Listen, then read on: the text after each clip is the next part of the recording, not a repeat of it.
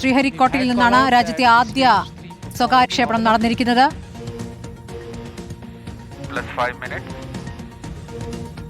So stage 3 has a propellant loading of 2.5 tons and we've had rocket അതിന്റെ ഓരോ ഘട്ടങ്ങൾ പിന്നിടുകയാണ്. S3 plus 5 minutes.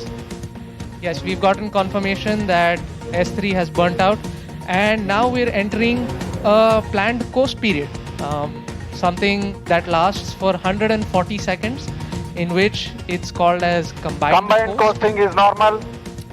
Right, so we've got call out that the combined coast is nominal. This will last for roughly 140 seconds. ഏകദേശം 20 metre ഉയരമുള്ള വിക്രം 1 4 ഘട്ട റോക്കറ്റാണ്. അത് 350 kilogram വരെയുള്ള ഉപഗ്രഹങ്ങളെ വഹിക്കാൻ ശേഷിയുള്ള റോക്കറ്റാണ്.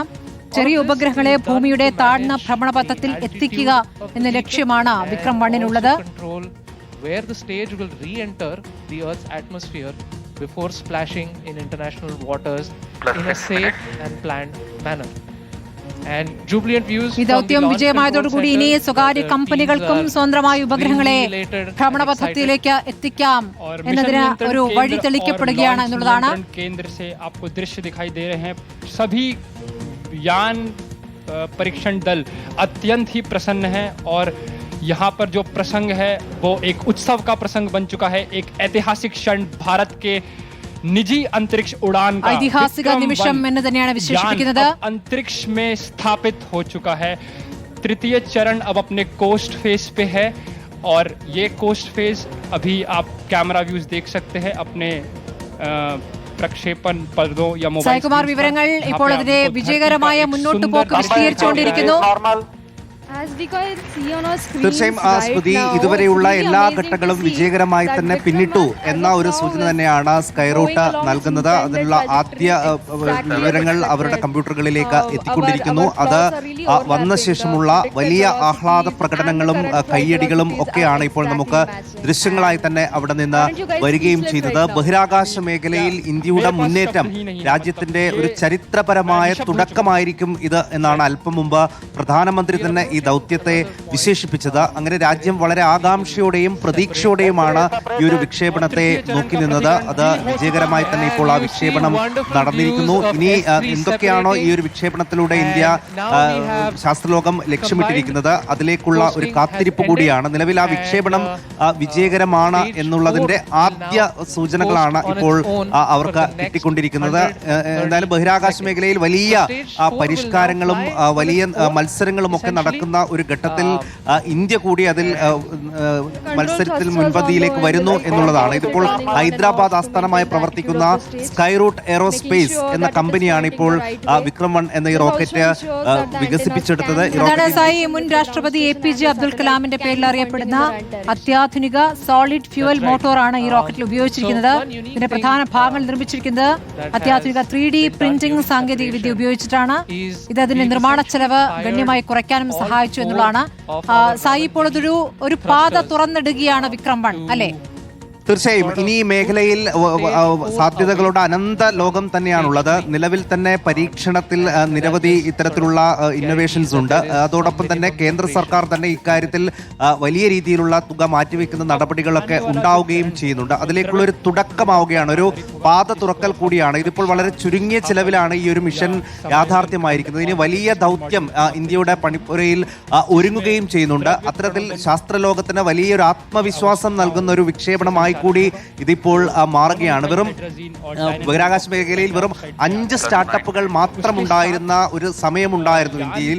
അവിടെ നിന്നാണ് ഇപ്പോൾ ഏകദേശം 400-ലധികം സ്റ്റാർട്ടപ്പുകൾ ഈ മേഖലയിൽ പ്രവർത്തിക്കുന്നുണ്ട് എന്നാണ് ഏറ്റവും ഒടുവിൽ വരുന്ന കണക്ക്. അതിൽ തന്നെ 2020 മുതൽ തന്നെ കേന്ദ്ര സർക്കാർ തന്നെ അവരുടെ ബഹിരാകാശ നയ പരിഷ്കാരങ്ങൾ ഒക്കെ വലിയ രീതിയിൽ മാറ്റം വരുത്തുകയും അതിലൊക്കെ വലിയ പ്രാധാന്യം കൊടുക്കുകയും ഒക്കെ ചെയ്തിട്ടുണ്ട്. അതുകൊണ്ട് രാജ്യം തന്നെ വലിയ പ്രാധാന്യമാണ് ഈ ബഹിരാകാശ മേഖലയിലെ പുതിയ പരീക്ഷണങ്ങൾക്കും ഈ മത്സരാധിഷ്ഠിത കമ്പോളത്തിനും നൽകുകയും ചെയ്യുന്നത്. അതുകൊണ്ടാണ് ഇത്രയധികം സ്റ്റാർട്ടപ്പുകൾ വിജയകരമായി തന്നെ പ്രവർത്തിക്കുന്നത്. ഇതിപ്പോൾ ഹൈദരാബാദ് ആസ്ഥാനമായ സ്കൈറൂട്ടാണ് ആദ്യം ഇങ്ങനെ ഒരു പരീക്ഷണത്തിന് മുതിരുന്നത്. അവർ അത് വിജയകരമായി ഇപ്പോൾ പൂർത്തിയാക്കിയിരുന്നു. ഇനി ഒരു പക്ഷേ വരും സമയങ്ങളിൽ സമാനമായിട്ടുള്ള അല്ലെങ്കിൽ ലോകത്തിലെ മറ്റ് രാജ്യങ്ങളുമായി കിടപിടിക്കുന്ന തരത്തിലുള്ള വലിയ വിക്ഷേപണങ്ങൾക്ക് ഇന്ത്യ വേദിയാകും എന്ന് തന്നെയാണ് പ്രതീക്ഷിക്കുന്നത്. അതിനുള്ള പരീക്ഷണങ്ങൾക്ക് വലിയ ആത്മവിശ്വാസം നൽകുക കൂടിയാണ് ഇന്നത്തെ ഈ ഒരു വിക്ഷേപണം. ശരി, വിക്ഷേപണം വിജയകരമായി കലാശിച്ചിരിക്കുന്നു. To nearly 7.64 kilometers per second, delivering the precise velocity needed to achieve its planned 450 by 450 kilometers circular low Earth orbit at a 60-degree inclination.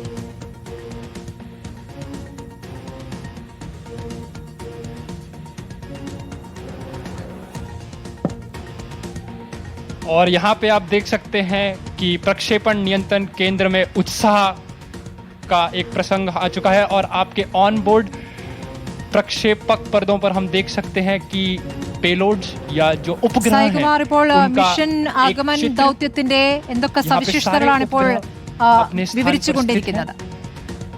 തീർച്ചയായും സ്മൃതി, ഇത് ഓരോ സ്റ്റെപ്പ് ബൈ സ്റ്റെപ്പായിട്ട് കൃത്യം ഷെഡ്യൂൾ ചെയ്ത പ്രകാരമുള്ള നടപടികളാണ് സ്വാഭാവികമായും ഇതുമായി ബന്ധപ്പെട്ട് നടക്കേണ്ടിയിരുന്നത്. അതെല്ലാം കൃത്യമായി നേരത്തെ നിശ്ചയിച്ചതിൽ നിന്ന് ഒരു പക്ഷേ ഒരു 20-25 ഇപ്പോൾ ഒരു അടുത്ത ഘട്ടം കൂടി കടന്നിരിക്കുന്നു എന്ന് വേണം മനസ്സിലാക്കാൻ. തീർച്ചയായും നേരത്തെ തന്നെ ആ വേർപെടൽ പ്രക്രിയ പൂർത്തിയായിരുന്നു. ഇപ്പോൾ അതിന്റെ നെക്സ്റ്റ് സ്റ്റെപ്പിലേക്ക്, അതായത് എന്തൊക്കെയാണോ അതിൽ സ്റ്റെപ്പ് ബൈ സ്റ്റെപ്പ് ആയി ഉണ്ടായിരുന്നത് അതൊക്കെ വിജയകരമായി പൂർത്തിയാക്കുന്നത്. ഏകദേശം 12 മീറ്റർ നീളവും 24 ടൺ ഭാരവുമുള്ള ഒരു റോക്കറ്റാണ് ഇത്. ഭൂമിയോട് അടുത്ത ഭ്രമണപഥത്തിൽ 450 കിലോഗ്രാം ഭാരമുള്ള ഉപഗ്രഹങ്ങളെ ഈ റോക്കറ്റ് വഴി എത്തിക്കാൻ സാധിക്കും. പക്ഷേ ഇത്തവണ ആദ്യ യാത്രയിൽ ഉപഗ്രഹങ്ങൾ കൊണ്ടുപോകുന്നില്ല എന്നുള്ള ഒരു പ്രത്യേകത കൂടിയുണ്ട്. ആദ്യം ബഹിരാകാശ മാലിന്യങ്ങൾ പിടിച്ചെടുത്ത് നശിപ്പിക്കാൻ സഹായിക്കുന്ന റോബോട്ടിക് ഹാൻഡ് ഉൾപ്പെടെ വിവിധ സ്റ്റാർട്ടപ്പുകളുടെ 6 പേലോഡുകളാണ് ഇത്തവണ ഇത് വഹിക്കുന്നത്. ഇപ്പോൾ ഓപ്പറേഷൻ ആഗമൺ എന്ന് പേരിട്ടിരിക്കുകയും ചെയ്തിരിക്കുന്നു. അതിന്റെ ഓരോ സ്റ്റെപ്പ് ബൈ സ്റ്റെപ്പും അവർ കൃത്യമായി തന്നെ തത്സമയം ആളുകൾക്ക് കാണിക്കുകയും ചെയ്യുന്നു. അതിനെ തുടർന്ന് ശേഷമുള്ള അവിടുത്തെ കയ്യടികളും ആഹ്ലാദ പ്രകടനങ്ങളും ഒക്കെ നമുക്ക് ദൃശ്യങ്ങളായി വരികയും ചെയ്യുന്നുണ്ട്. എല്ലാം തീരുമാനിച്ചതുപോലെ തന്നെ സംഭവിക്കുന്നു, വിജയകരമായി തന്നെ പുരോഗമിക്കുന്നു എന്നൊരു വിവരമാണിപ്പോൾ ഇവർ നൽകുന്നത്.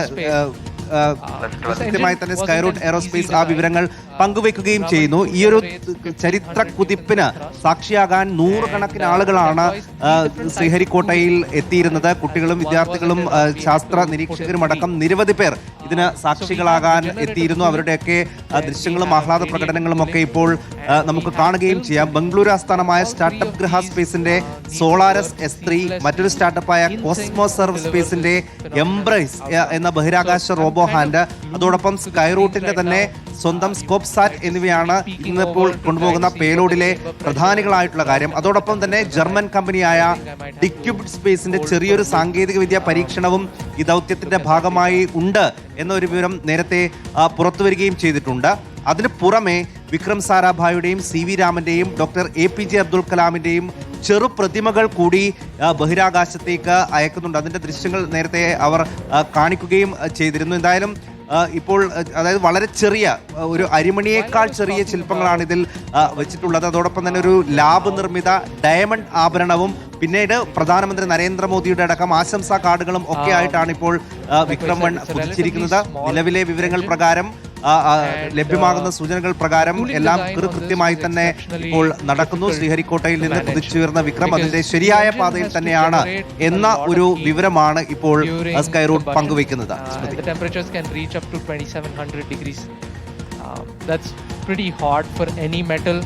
വിക്രം 1ന്റെ വിക്ഷേപണത്തിന് വിവിധ ഘട്ടങ്ങളിലൂടെ കടന്നു പോകുമ്പോൾ അത് വിശദീകരിക്കപ്പെടുകയാണ്. ഇതുവരെയുള്ള എല്ലാ ഘട്ടങ്ങളും വിജയകരമായിരിക്കുന്നു എന്നുള്ളതാണ്. Yeah, and we've gotten call out that the S4 performance is nominal.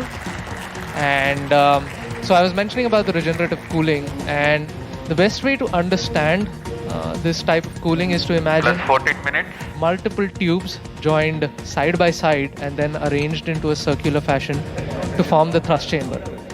And these tubes, they need to be very, very thin to exchange heat effectively, which means that manufacturing is usually a challenge. And even after the temperatures would still be too high for normal metals to handle. And for this exact purpose, we employ something known as film cooling. And even though it sounds like a fancy name, it's just involves injecting fine jets of fuel along the walls of the chamber to effectively add a barrier of colder gas between the combustion chamber and the metal walls.